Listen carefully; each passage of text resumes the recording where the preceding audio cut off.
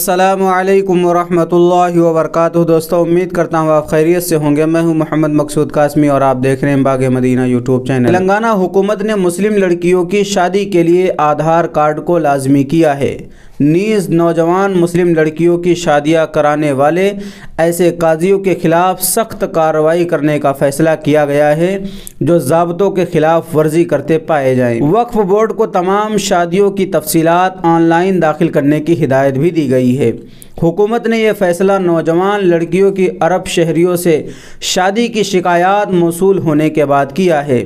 बच्चों की शादियों की रोकथाम को यकीनी बनाने के लिए शादियों के लिए दूल्हा और दुल्हन के आधार कार्ड को लाजमी करार दिया गया है और किसी दूसरे शनाख्ती कार्ड की बुनियाद पर शादी करने पर पाबंदियाँ आयद की गई हैं।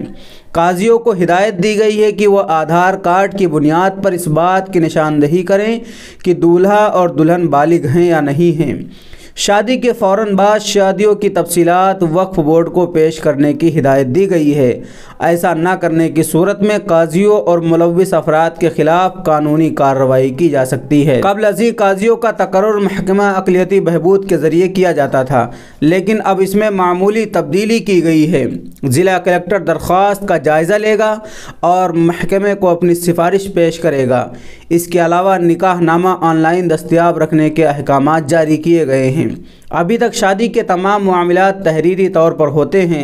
रियासत भर में जहां भी शादी होती है, निकाहनामा हासिल करने के लिए हैदराबाद के हज हाउस से रुजू होना पड़ता है। चेयरमैन वक्फ बोर्ड मोहम्मद मसीहुल्लाह खान ने कहा कि तेलंगाना मुल्क की वाहिद रियासत है जहां मुस्लिम शादियों की तमाम तफसीलात ऑनलाइन रजिस्टर की जाती है। माजी की शादियों के अलावा तमाम मौजूदा शादियां वक्फ बोर्ड में रजिस्टर्ड हैं। इससे धोखाधड़ी को रोकने में बहुत ही मदद मिल रही है। तो दोस्तों, ये काफ़ी अच्छा कदम उठाया है एक तरीके से।